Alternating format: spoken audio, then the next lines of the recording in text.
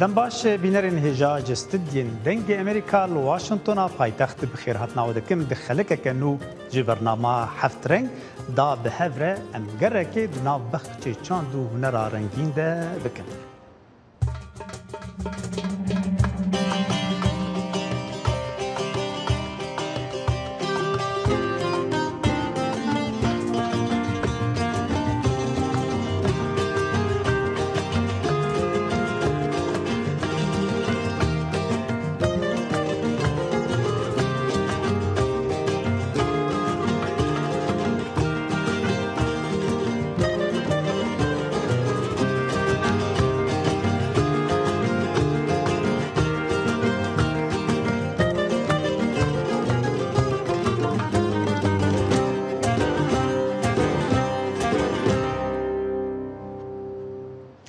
بینرین هجا ام گرا خوش دهوکی دست به بکن نهمین فستیوالا ناونتوی آدهوکی یا فیلمین کردی دروجا پنجشنبه یکی ماه دوازدان ده دست بکر گو حتی 8 مهی و بردوام بکه جمارک ج فیلمین بالکش و لی بین نشاندان سلام بالای لوی دبو و اف راپورت بومه شاندیه. نهمین فیلم فستیوالا دهوکیا نیف دولتی لجر ناو کوچبریه به بجداریا نوتو 8 فیلم بیانی و نافخوی و عربی دست بکر. سینما لباکور daha ziyade film çekir daha ziyade ser şahsi çeydim yani sazı و amejin aligre usa prodüksiyonu mazinin kurda löydere daha ziyade amejin Avrupa anji دولمند کرد یک آلیکاری کی بکه کو فیلمی خو کاربه چه بکه دا افسالادا بجداریا سینماکارین ترک و کرد جه ترکیا و دروی ترکیا بجداریک کاریگر بو. Karakterimi soruyor yani. از درول خدا ایشو آزار انجینی دم دیار کردن از دان ستکم یا هفچرق ده فیلم آده. Ben belge filmi de faham kirku aslında dev 2 sala da hayani naha ve na roka pre mühim derine ve girim raza şuneka diroki mühime mina 21 adare da nevroze da de festivale ki lura çedikine.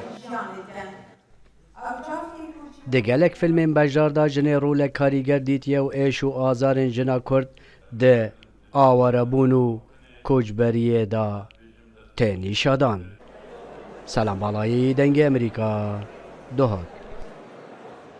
لی باجار قامشتو باجار اوینی بسر شر و ایریشن لسر وی دبه لی هنر لوی باجاری وجین دبه. هنرمندین وی برهمان دا آفرینن و به جیانی را باروت کن. هنرمند علی سعید یک جوان هنرمند دایه گل سر بلگه کرنا موزیکا کردی کار دکه و چند پرتوک جی درباری وانده بلاف کریه. علی نها جه قامشتو بریکا سکایب میوانی برنامه هفت رنگه. علی دنباش گلک سپاس بو بشتاری بوناته برنامه ما. دنباش ما مستلقمان دنباش سرچاوین على السلام خيراتن. گلک سپاس. علی اتخوازم ورم سر پرتوکاته تخباتك كده خباتك بدنگ هجرز بيجم تتخوازه قوت نوتين موزيكي بتايبتيجي لسر موزيكا كردي قو قالك جوان هاتي دزين يعني بالنافي دند هاتن بلاف كرن تقار دك تخوازم بحساب برتوكاته بكم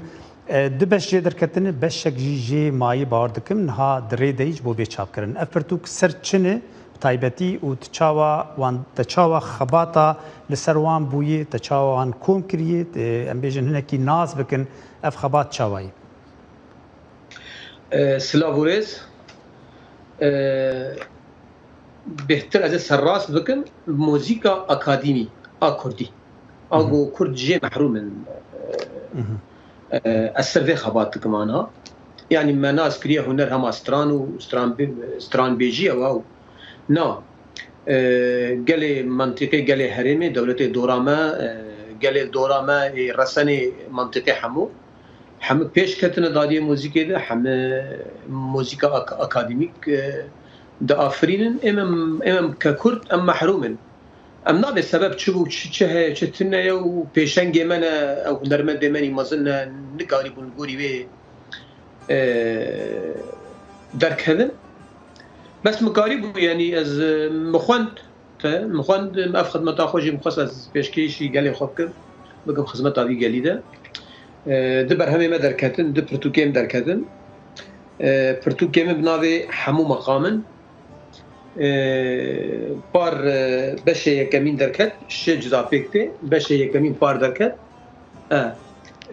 و بشه ديامين جي إيصال ما درخست أفجي ديامينه الحردو برتوك هين بشه سيامين جماية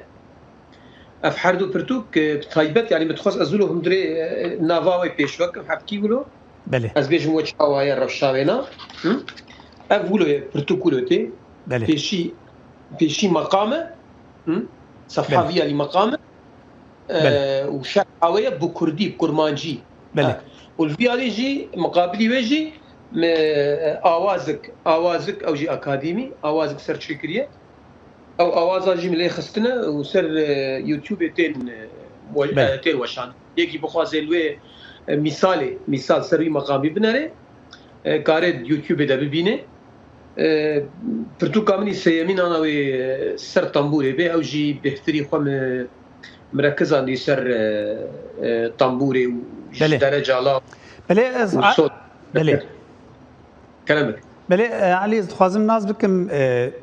تشاوان كوم كري نها ستران وقت اني زمان قال لك الفلكلورا كردي ديان دناف كردا د موزيك تشتكي جرينج ستران بيجي تشتكي جرينج تشاوان كوم كري يعني جدرا غوت جبري تشتي غوت نقاندي بسرچ اساسي توان كوم كري غوتوان بد برانبري ادن وقت اني زمان جي تگو برنگ کی اکادمی توان خستينا فرتوكاده ماموستا انها اكاديميه عربه هنا اكاديميه تركا هنا اف ايرانيه اف اكاديميه واهنا موزيك مدرسه واهنا اكاديميه واهنا وشاغرتي وا پر هنا وپر ماموستي واجي هنا وپر برهمي واجي هنا اما كرتنا مجي عربي خوند مجي موزيكا عربي خوند ملاحظا دفي خوندنه ده مجي ناوي نفشيان ناوي مقامان بي ناوي رتمان بي ناوي ميزانان بي ناوي مصطلحات بن اغلبي وانا ناوي كردي بون بهتري خوب علي زماني سوراني زماني روجلاتي زماني مني كرمانجي پر ناوي ولو هاتنا وكم زاني شي كرد قال كي بن دستن يعني دردوري ما دجمن حر تشتي ما تنكرنا حر تشتي ما برنش خورا وخكرن خديجه وك طنبوره كردي تركا بيش خورا بيامه وما بسقع عربي دارما ايول المكرن حر تشتي ما برن مديت ناف مصطلحات جوتشي مثلا انا عرفت برتوكا مش حرف برتوكا يكمين يا يمينجي الشيء بشابكتي بشي قالبي آلاوي بيجن ده بيشرو وأفقوتنا كردية بيشرو أفقوتنا سورانية مقدمة يعني عربي وقالبي عرب بيجن سماعي أو نافي سماعي وقالبي لونغا وجي نافي لوركا يعني أفحرسي قالبي هاني أدبينم حرتو نزيكي كردينة زماني كردينة يعني مدو ما بحوز نشكر نمدو خبتين مديت كردينة يعني تا مقامي جوجوا درد كميجي يعني مقامي جو سروات شكرنا أقالب حم كردينة ما كر مجي كر كارك شخورة مجود كامي مثلا أذنرم تشكي بيشرو كردي مثلا بيشرو مقطوعات موسيقى كردي سر قالبي بيشرو تنا مقطوعات موسيقى سر قالبي سماتنا مقطوعات موسيقى قالبي مدي لازمه يعني مدي خدي اركد مستر ملي خدي اسبكم حر قالبك حر مقامك از اواسك سيرشيك مثال سري مقامي طبعا شرحه مقام برنكي مبسط وسربي قالبي وسربي مقامي مستر فيسبوك اخذنا شران اغلبينا مع الاسف كاس قيمتي بين زاني ملاتي ما كابيش وجود ب سركيشة ما أبيك بيشيء ما جهفدر ناخذ ذي مثلا قيمته ذي كاري أم دكن يعني كارك بيروز از دكن از باورم وبيشروج هذا جيب قيمتها بقيمة فين دكن ويزام منهم شدكن بله حاليا أفكاري من برتوغال باشقة حاضر كريا أو جيجبور رتما بلي متخصص بلي علي متخصص از ناز بكم تشتكي لسر كارت تشتكي تايبت وقت بحصارت تمكر رتمي جورجينا يانجي كوتشري وكم دبيجن دناف كرداده او ديلانا كج بي هي ورتمك تايبته متخصص جو اوياجي تقلك روني اني سر تقلك بحسابي جد كنت خاص منك بيتر ناز بكن او تايبت من دياويتشي اف برتوغامني سيا مقالب كينو الفان دي سر قالب كينو هونان دي قالب كينو او قالب تايبت كرديه انا ادري حكي ابسر رتمي جورجينيا باخر رتمي جورجينيا او رتمي سربند وجورجينيا افحر دو رتم جي مثلا جورجينيا رتمي بين سر حشتا بلاد كذا رتمي وسربند جي رتمي سربند او فالس سربند حرب يك نافي سربند افا نافي كرديه ها نافي اري كرديه نافي كرديه بس اري كرديه بله سربند افرتم غرب بركر نافي كرن فالس اف قالب منو تشكريش بحر دورتما بيكتي جبحر دورتما سر بحر دو ميزانه بين سر حشتا و سي سر حشتا سي سر حشتا رتمي سربند هونانديه ورتمي بين سر ميزانه بين سر حشتا ما رتمي جورجينيا اف جورجينيا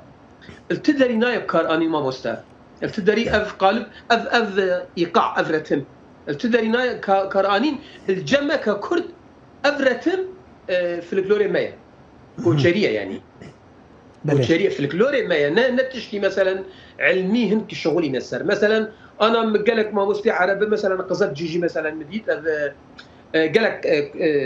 ما مستي عربه طيبتي عراقي بحث فكرن دبيجن دبي عثمان الموصلي او جي كرده كساكي كرده دبي عثمان الموصلي يكمين انسان افرتم الفان يسر شغليه افرتم الجمع كسرنا شغليه افرتم جمع في الجلوري كرديه رسنه من هذه قالب يجي كريه دل بيقول دل كردايه دل كردستاني ابنا افرتم بتايبت رتمي كوتشري او جورجينيا دميزانا بين سر حشتا وده سر شازداليت كذا افرتم مثلا تركانا في كريه جورجينيا تركي عراقيه جينا في كريه جورجينيا عراقي نا جورجينيا نا تشتغل في كوتشريه رتم كي كوتشريه ديلان مدى افرتم هيا وحتى انا هاجي حركه ثانيه يعني وبتايبت ناف كردا كارتي افرتم تبدا يدناي كارانين انا ناف عرب هذا الادي عراقي قالك ستراني عراقي هنا او جزاني مش كردا بريا يعني يخش كردا برنا افرتم بله امام في برتو كامل السياده مقالك اواز تشيكرنا او اوازك جي مجوار شاندبو انا وجي رتم اسكار بليق مجانا سرطنبوري او اوازك متشيكريه سر قالب دل نبي قالب دل از قالك سباسياتكم بو اف خباتات تبو ميفاني برنامج سركفتي به وبرهمته بلا ببن جي خد ناف جواتي بگرن و ناف جواتي ناف هنرمند جي بلا به گو سودا كي جي بگرن هر شاد به هنرمند علي سعيد بمره بو جباجاري قامشلو شادو بختور به دنگ امریکا جافکانی کا په باوریان و چاو آگاهیان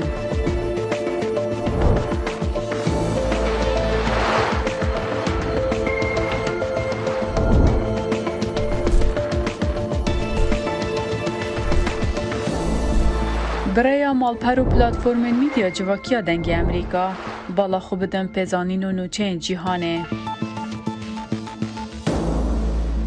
نهاجي بنرين هجام بري خبدن باجاري سليمانية سردانا هنرمند شوكار آلان بيكاسو بكن و دوي راپورتا تايبت ويج نزيك و ناس بكن كا هنراوي هستو دربرينيين وي و جياناوي يا تايبت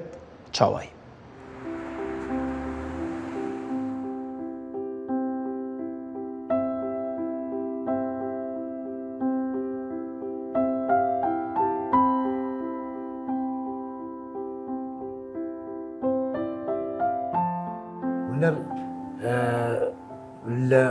بوونی لە هەموو تاچەکە هەیە بەڵام شێوازی دۆزینەوەکەی تا چەندێک ئەتوانی بیدۆزی توانێت چۆنە منیش لە سەرەتاینەوەکانەوە دەستم پێ کرد چوومە دەرە وڵات بینینی زیاتر و ڕەنگی زیاتر و شێوە فۆرمی زیاتر و بەردەوام بووم لەگەڵ هەوڵ ما بتوانم کار بۆ خۆم دروستکەم لە لای خۆمان پێشانگاکان ئەمووی کاتیا پێشانگای زۆریشمان نییە شوێنمان نییە بۆ زۆر بۆ پێشانگا بۆی بینەر بتوانێت بەلانی کەمەوە لەمانیەکایە لە دوو مانگ جارێکا پێشانگاک بینەکاری هوەری ببینێ بۆیە زیاتر بیم لەوە کردەوە کە بتوان شوێنێک ئەم فۆرمە دانێم بۆی ڕۆژانە بیبینی بتوانم لە ڕێگای منەوانێ لەم ڕێگەی ئێرەوە کەمە یا زۆر کێشەم نییە بۆی چاوی بە بەڕایەکان ئاشنا بێت لە لای من هەنێ فۆرمە بینێ هەنێ هیچکرد نەبینێت وردە وردە وای لێت چاوی پڕڕنگ بێت بگەڕێ بە دوای کاری هوەریە ئەوەی کە وەکو خۆم ئەوەی کە لی تێگەشتم هوەر پێویستیەکە بۆ مرۆڤ بە هەموو بەشەکانی و بە سینەماوە بەشانەوە دەتوانم لە ڕێگەی قاوەکەوانەی کێنن قاوەکە خۆنم بژێوی ژیانیشمی لەسەرە دووش بەردەوامیشم لە کارە هوەرەکان.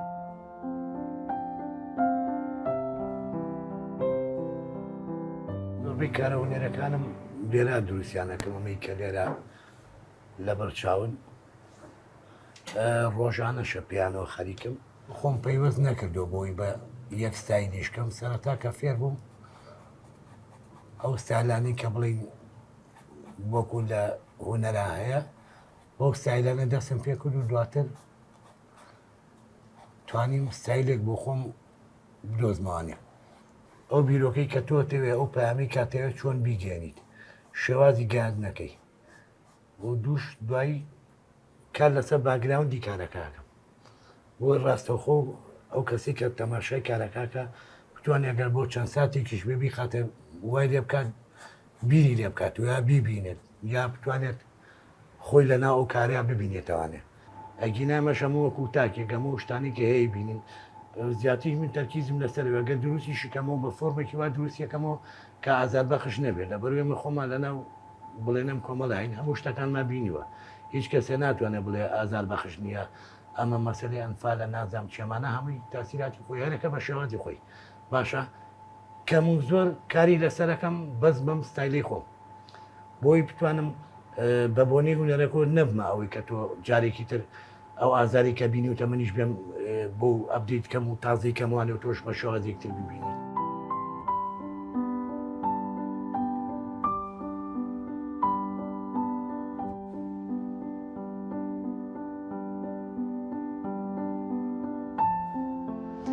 بدهان برهمن اوکراینی یه هنرا نوجن گوجبر شر ji Kiyevê hatibûn derxistin carekedin li mûzexaneyekê li Medrîdê tên nîşandan da got xelk çavên xwe bi van berhemên ciwan şad bikin. Bidehan berhemên hunerî yên nûjen yên ku ji Kiyevê hatine derxistin bû ku ji êrişên Rûsî werin parastin dê roja sêşemê li mûzexaneyekê Madrîdê werin pêşandan. Hêjayî gotinê ku êrişên Rûsî zirarekî mezin dane mîrata çandiya Ukraynayê. Pêşenge xwedê armancekê dualiye ji aliyekî ve nerekê ku li İspanya û li tevahiya rojavana ênavkirin nîşan bide. Ya dudiya berhemên hunerî ji qada şer derxîne ku nehêle ew di bombebaranan de werin tunekirin. Xebatên ku li mûzexaneya hunerî ya neteweyî ya Tyson bone misa di çarçoveya pêşengeha di çavê tofanê de modernîzma li Ukraynayê di navbera 1900 û 1930-an têne pêşandin û tabloyên xêz û kolaj tê de hene. Em dikarin bêjin ku çi di 1930-an de li Prado çêbû û niha li Ukrayna çê dibin dişibin hev. Em dikarin bêjin ku çi di 1930-an de li Prado çêbû û an niha li Ukrayna çê dibin dişibin hev. Bi alîkariya van mûzexaneyên Ukrayna ku biryar dane ku berhemên xuyên hunerî ji welat derxînin em ê mînakekî derxînin holê. Franceska Tyson bone mîsa mûzexaneyên ji bo Ukraynayê damezrandiye ku hewl dide hunera Ukraynayê nîşan bide ji bo pêşengehê mûzexaneyê ku berhevoka bavê wî yê rehmetî tê de ye bikardîne. So the day when they left Kiev was the day when Roja ku ev berhemana ji Kievê derketin, roja ku mezintirin êrişên li ser Ukrayna bûbûn. û bi şanseke mezin kamyonên bi berhemên hunerî çend demjimêran beriya destpêkirina êrişan ji Kievê derketin. Heta ku ev berhemên hunerî gihîştin vir, em bi berdewamî bi ajokaran re di têkiliyê de bûn. Tenê ji bo ku em pê ewle bin ku ew başin. Pêşengeha Madridê yek ji çend pêşendana mîrata çandiya Ukraynayê li serenser Ewropayê û her wiha hevildaneke ji bo heşyarkirina metirsiya li ser mîrata huneriya welatekê ku ji ber şer wêran bûye. Ez difikirim ku giringiya vê projeyê parvekirina çand û hunerê ye. Lê de heman demê de em bi vî awayî behsa dîroka pir Kurya Ukrayna bikin û nîşan bidin ka em ji bo çi vî şerî dikin. Ev çanda me ye, ev hunera me ye û ev beşek ji mîrasa me ye. Pisporên hunerê dibêjin ku ev pêşengeh yek ji lekolînên herî berfirehiyên hunera nûjen ya Ukraynayê di salên di navbera 1900 û 1930 gelek berhemên hunerî li dervê Ukraynayê nehatine dîtin. Pêşengeh de heta sihê Nîsanê bidome û paşê jî îlona 2023 ve li bajarê Kolneyê Almanyayê were pêşendan. Rûken Eşek dengê Amerîka, Washington. Li Almanya jî berhemeke taybet ya hunermendê Almaniyê naskirî Max Beckmann tê nîşandan got bi xwe portreyê wî ye û ew tablo li cem hevjîna wî bû goçav li rê ye wê buhayekî mezin di mezatxanê de bigirin. وێنەیەکی ناوەزەی خودی نیگارکێش ماکس بێکمانی سەردەمی جەنگ هەفتەی داهاتوو دەخرێتە مەزادەوە و مەزەندە دەکرێت بە هاکەی بگاتە نزیکەی 30 ملیۆن یۆرۆ. وێنەکە بە ناوی یەڵۆ پینگ بە زۆری بە شاکارێکدا دەنرێت و لە ساڵی 1943دا کە کێشراوە لای کەسانی تایبەت بووە. وێنەکە لە بنەڕەتدا دیاری بووە بۆ هاوسەرەکەی بە ناوی مەتێڵدا ئەوەی بە کواپی دەنەسرا و مەتێڵدا وێنە کێشراوەکەی مێردەکەی هەتا ئەو کاتی لە ساڵی 1986دا مرد پاراست. وێنەکە بۆ دەیان ساڵە لەلایەن کۆکەرەوانی سویسری تایبەتەوە هەڵگیراوە و هەتا ناوەڕاستی ساڵی 1990دەکان نەخرایە بەر دیدەی بینەرانەوە. ماکس بێکمانی یەکێکە لە هەرە هونەرمەندە گرنگەکانی ئەو سەردەمە. ئەو شێوازە وێنەی دەکێشا و بیری دەکردەوە هەروە هەندەرەکانی بوون بە دڵنیاییەوە ئەو شێوازە نەبوو کە ڕژیمی نازی دەیویست هونەر لەو ساتە وەختەدا بەو جۆرە بێت. میکالا کاپێتسکی بەڕێوەبەری و هاوبەشی مەزادخانەی گریسباگ لە بەرلین دەڵێت هیچ کارێکی هونەری هاوشێوەی ئەمە لە ساڵی 1945ەوە لە بازاری مەزادی ئەڵمانیدا لەم شێوەیە نەخراوەتە بەر دیدەی بینەران. مەزادخانەی ناوبراو لە یەکی مانگی داهاتوودا سەرپەرشتی فرۆشتنی وێنەکە دەکات. شانی باسە وێنەکە لە پشتی شوشەوە بۆ بینین لەم هەفتەیەدا دانرا و مەبەست لەو کارش بۆ پاراستنی وێنەکەیە لە شێواندن لەلایەن چالاگوانانی کەش و هەوا ئەوانەی بەرهەمی کارە هونەریەکانیان کردوتە ئامانج.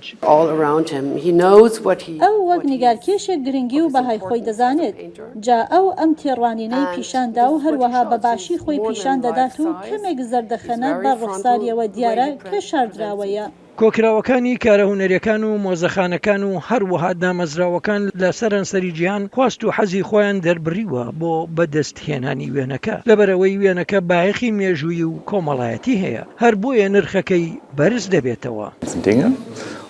من بەتایبەت دڵخۆشم بەوەی کە بتوانم وێنەیەکی لەم جۆرە مەزاد بکەم لەبەرەوەی ئەمە یەکەم جارە لە ژیانمدا ئەم کارە بکەم. من دەخوازم هەمومان خۆشحاڵ و باران بین هەروەها بەپەرۆژ بین. کاپێتسکی بە فرانسپرسی گوت کە ئەو کاتەی بێکمان لە هۆڵندا بەسەری برد بۆ ئاسوودەیی بوو ئەوەش بەهۆی هەڵهاتنی لە ئەڵمانیای نازی. سمکۆ عەزیز دەنگی ئەمریکا. دەبێت مرۆڤ بپرسێت کە ئایا چۆن ڕوخسارێک بەم جۆرە ئاواهیە من دەکەوێت لە کاتێکدا لە بۆمباران و سەرکوتکردندا ئەنجام دەدرێت. هەر لێ ئەلمانیا دمینن و سەردانا مۆزەخانە مارتن باو لێ بەرلینێ دکن گۆ دەست بێ خەباتەکە تایبەت کریە دێ گوهرینە کەڤنەشۆپیە نیشاندانایە مۆزەخانان بە شێوازەکی نوژەن کە ئەم بەهەڤرە لە vê راپۆرتێ بنەرن بێ چاوە ئەو بوویە. 5 ئۆدەیên mezin û ronak li qatê jûrînê mozexaneya Martin Gropius Bau li Berlînê. لسر دیواران تابلو نینن و نجی پیکرن که بروناهیان تین رونی کرن. نوبدار جی نینن جبو پاراستنا برهمین هنری. لشوناوان هنرمند آیومی پول هیویداره که لور تشتکی نو با آفرینه. جهکی که هنر و میوان ببین یک. Dass jetzt zum Beispiel in diesem Raum mehrere Menschen wären oder jetzt auch Sie und ich, sowohl Sie als حزراکو بو نمونه لوی اودهی ام دست بسترانه بکن.